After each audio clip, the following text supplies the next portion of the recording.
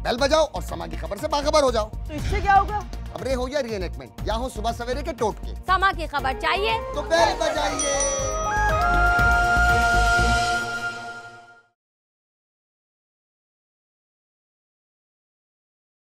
रंज हर रंग के झोली में भरे हैं हमने।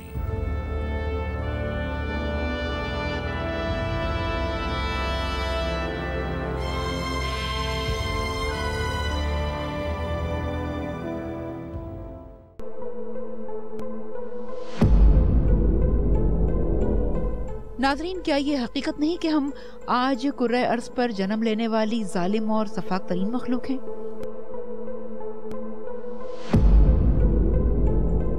अगरचे हम तारीख की किताबों में इंसान के खिलाफ इंसान के मजालिम से मुतल्लिक सुनकर या पढ़कर खौफ से सिमट जाते हैं।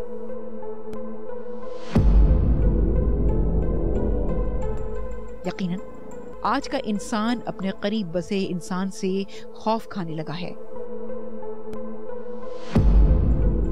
लेकिन सवाल यही पैदा होता है ना कि आखिर ये वहशियाना जज्बा हमारे अंदर क्यों छुपा है?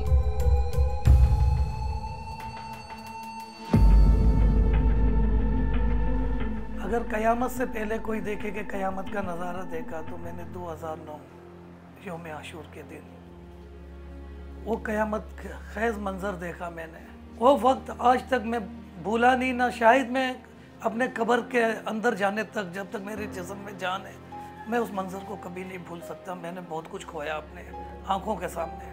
वो खुशकिस्मत लोग थे कि नापाक अज़ाइम से लड़ते हुए जन्नतुल फिरदौस में डायरेक्ट चले गए। कल क़यामत में वो हमारी भी निजात का आसरा बनेंगे इंशाअल्लाह। और जिन लोगों ने इस वतन की सरजमीन पे नापाक बारूद की आग जलाई, अपने लहू से उन्होंने वो शोलों को बुझाया। अल्लाह ताला उनके दर्जात को बुलंद करे। जो इंसान कभी कोई चीज़ तसव्वुर में सोचता भी नहीं है, जिसकी ख्वाहिश भी इंसान के जहन में ना हो, वो हादसा या वो सानिया की सूरत में सामने आ जाए। लेकिन मैं एक स्काउट्स हूँ, मैं एक सोशल वर्कर हूँ, मैं एक पॉलिटिकल वर्कर भी रहा। मेरे आसाब मैंने कंट्रोल में किए, मैंने दोस्तों को हिम्मत दी, आवाज़ें देता रहा मैं लोगों को नाम ले लेके।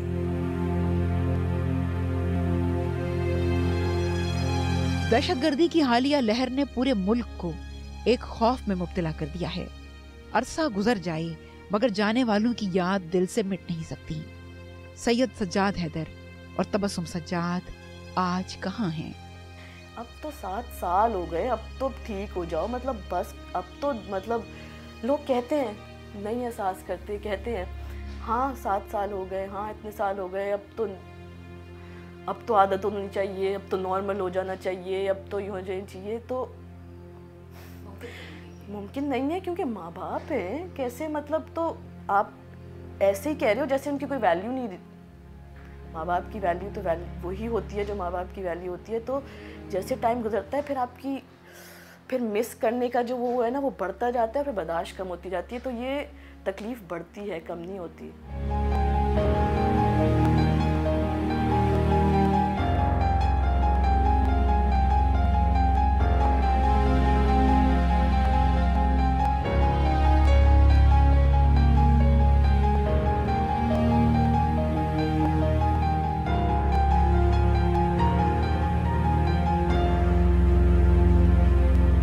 सबसे ज़्यादा प्यार मुझे मेरे अब्बू से था, बहुत ज़्यादा। और मुझे लगता था कि मेरी ज़िंदगी का सबसे बड़ा डर ही ये था कि मैं अपने अब्बू को ना कभी खो दूँ।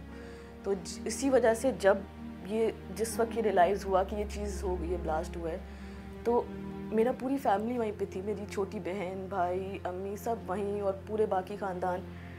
मगर सबसे पहली मेरी चीज़ ज़हन में ये आई कि मेरे अब्बू का है, क्योंकि वो चीज़ मुझे सबसे पहले ट्रिगर की कि वो ना हो बस। बाकी मुझे उस वक्त याद भी नहीं था कि कोई मेरी बहन भी है, मेरा भाई भी है, अम्मी भी हैं, बिल्कुल याद नहीं था। मेरे सिर्फ ज़हन पे था कि मेरे अब्बू कहाँ हैं, मुझे बस वो एक दफ़ा वो नज़र आ जाए। मगर जो अब माँ के ना होने का एहसास है ना, तो मैं अक्सर कहती हूँ कि आई एम सॉरी अम्मी, आपसे ज़्यादा नंबर ले गई याद आने में। आपसे जितना मैं आपसे करीब या जो भी जैसे भी था, मगर अम्मी नंबर आपसे ज़्यादा ले गई याद आने में, उनकी ज़्यादा।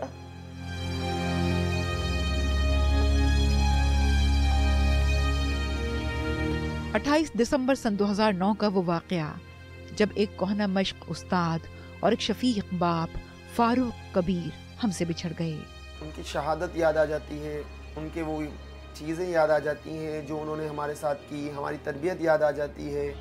उनके बहुत सारे ऐसे कौल और अक़वाल हैं जो उन्होंने वक्तन फ़वक्तन हमसे कहे, या वो बहुत सारे काम याद आ जाते हैं, इनका काम करने का अंदाज़, उनकी पिदराना जो तरबियत है वो याद आ जाती है, उनकी शफ़क़त याद आ जाती है, इनकी मोहब्बत याद आ जाती है, और इनका एक अंदाज़ तरबियत जो था ना वो बहुत नाज करने के काबिल है। बसा औक़ात ऐसा भी था कि हम जब चारों बाप बेटे यानी तीनों भाई और वालिद साहब साथ होते तो बहुत से लोग हमें उनको हमारा वालिद नहीं कहते थे, हमारा बड़ा भाई कहते थे। 28 दिसंबर 2009 को ये वाक़या पेश आया। उस साल मेरे अब्बू हज करके आए थे, लिहाजा वो उस रोज़ इनका 15वां रोज़ था जब यौम आशूर पर इनकी शहादत हुई।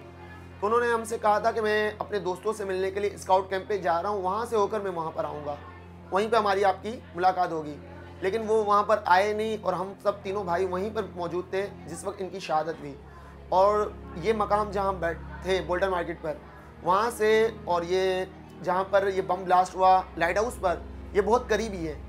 और वो बम ब्लास्ट की जो आवाज़ थी वो वहाँ तक हमें सुनी गई, और यहाँ तक कि उस ब्लास्ट का शिद्दत इतनी थी कि वो मस्जिद एक तरह से थर-थर कांप चुकी थी। आइए उस दिलखराश वाक़े की तरफ एक निगाह डालते हैं जो 28 दिसंबर सन 2009 को कराची के इलाके लाइट हाउस में पेश आया।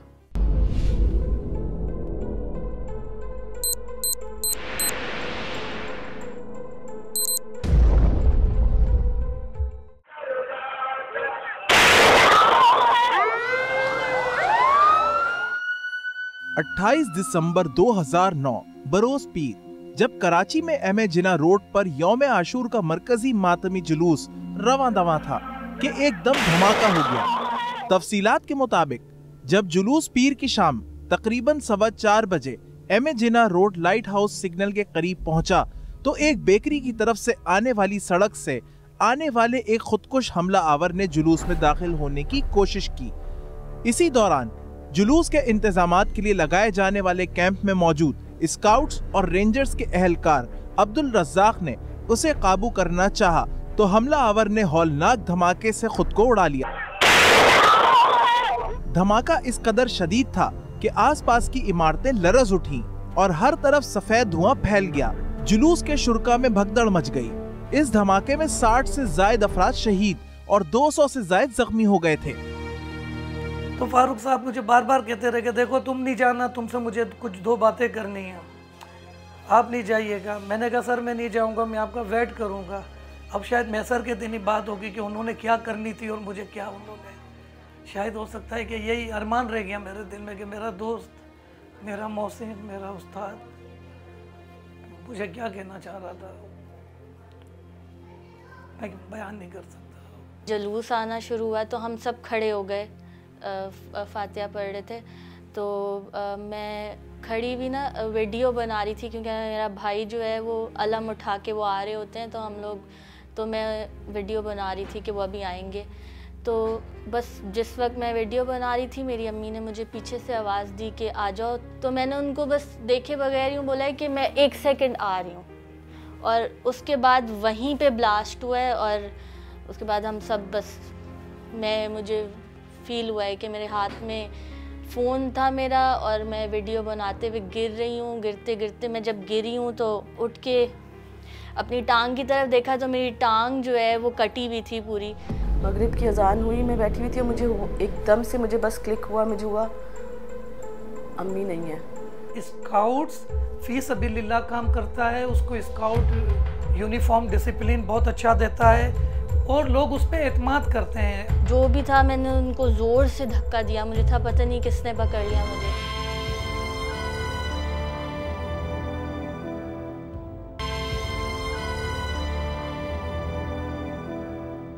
एक बार फिर हम जिक्र करते हैं एक शफीक बाप का, सैयद सज्जाद हैदर, और एक प्यारी सी माँ तबस्सुम सज्जाद का।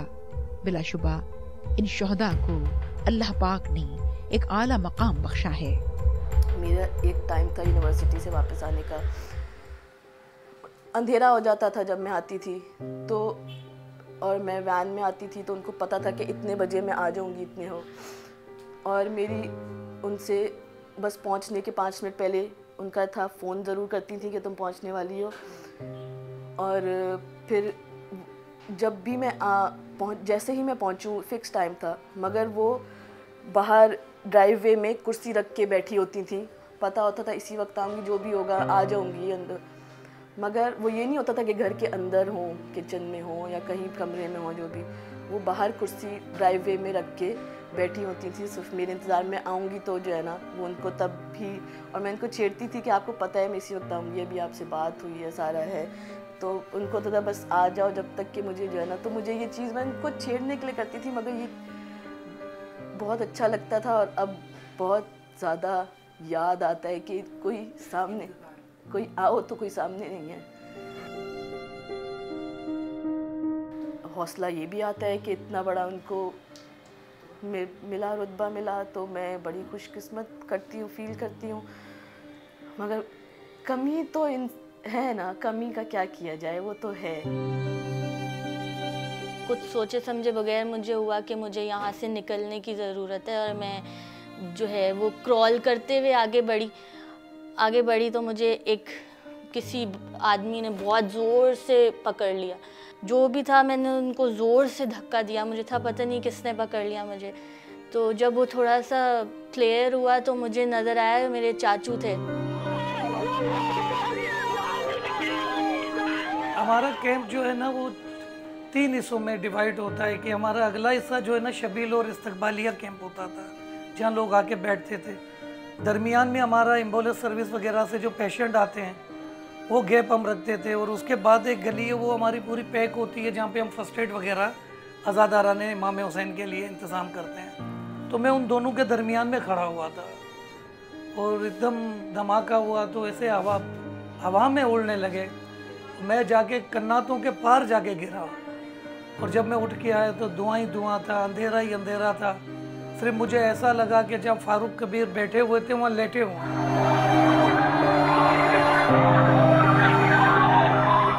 कहा जाता है कि अमन के मुआहदे अमन कायम नहीं करते, बल्कि वो इस बात की अलामत हैं कि फिलहाल अमन कायम हो गया है। सोचने की बात यह है कि हम अमन के जमानों में क्या करते हैं। कोई हिकमत अमली अपनाते हैं या किसी दहशतगर्दी का इंतजार करते हैं कि जिसके बाद दहशतगर्दी खत्म करने का एक नया मुआहदा करते हैं।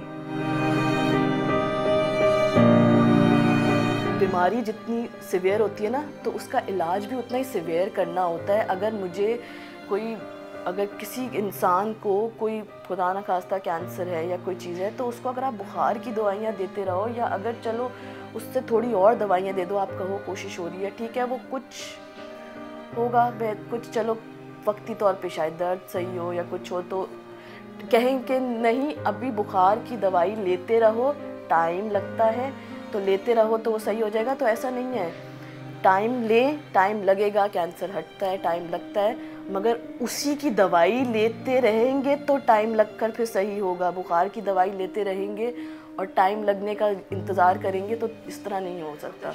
वो लोग जो ख़वातीन को, जिन लोगों को शहीद कर रहे हैं, बम ब्लास्ट कर रहे हैं, दहशतगर्दी कर रहे हैं, फायरिंग करके लोगों को मार रहे हैं, जिन औरतों को बेवा कर रहे हैं, जिन बच्चों को यतीम कर रहे हैं, जिन ख़ानदान को बेआसरा कर रहे हैं, उनका ताल्लुक किसी भी तरह से इस्लाम से नहीं हो सकता, चाहे वो अपने आप को कलमा गो क्यों ही ना कहते हो। दहशतगर्दी करने वाले का मुसलमान होने के भी वो काबिल नहीं है कहलाने के भी, और इंसानियत के ताल्लुक से भी देखा जाए तो इंसान नहीं जानवर ही है।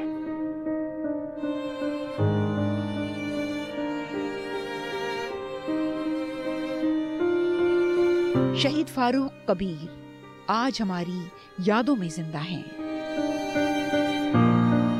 फारूक कबीर शहीद हमसे मुलाकात के लिए आए थे हज के बाद। तो मैं, इरफान शहीद, अनवर शहीद, हम बचपन के दोस्त थे, और फारूक सर भी हमसे बड़े थे लेकिन हमारे दोस्त थे, हमारे टीचर थे, और हमने बहुत एक अरसा अपनी फैमिलियों की बात भी हमारी कभी कोई ऐसी छुपी हुई नहीं होती थी कि हम इतना करीब तक एक दूसरे के रहते थे। स्काउट के हवाले से उन्होंने फनूरी में शिरकत की, और स्काउट्स बेजेस वगैरह के जो भी हुए, ग्रुप स्काउट लीडर की बेज हुआ, या जो भी ट्रेनिंग्स होती थी वक्तन फ़वक्तन उनको दावत आती थी तो वो उसमें शिरकत ज़रूर करते थे।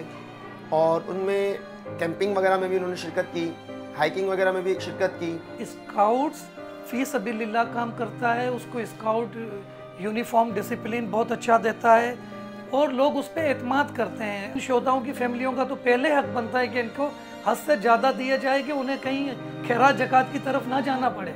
चारों सूबों के वज़ीर आला गवर्नर के लिए, मेरे पूरे मुल्क के स्काउट्स के लिए ये पैगाम है कि खुदारा इनके लिए आप कोई अच्छा फंड या बजट मुकर्रर करें और इनके लिए इस जॉब के अंदर कोटा मुकर्रर करें। कारोबार ज़िंदगी में तात्तुल किस तरह पैदा हो सकता है? जाहिर है कि एक ज़िंदगी है जो गुजारनी है और दूसरों की खातिर जिंदा भी रहना है, लेकिन जो लोग हमारे अतराफ नहीं, उनकी याद दिल से मिट नहीं सकती। अम्मी से मैं बातें इतनी नहीं करती थी, मैं बातें अपने अब्बू से करती थी ज़्यादा। वैसे उन्होंने किसी चीज़ पे कभी कुछ नहीं बोला, मगर उनको तो था बस अपनी पढ़ाई करो। सबकी ज़िंदगियाँ इतनी आसान नहीं होती, मगर हाँ फिर कुछ चीज़ें ऐसी हैं जो आपके अम्मी अब्बू आपके लिए प्रोवाइड करते हैं। एक बेसिकली जब आपके अम्मी अब्बू होते हैं तो आप रियलाइज़ नहीं करते इस चीज़ को कि आपके पास कितना कुछ है, आप फॉर ग्रांटेड लेते हैं उन्हें।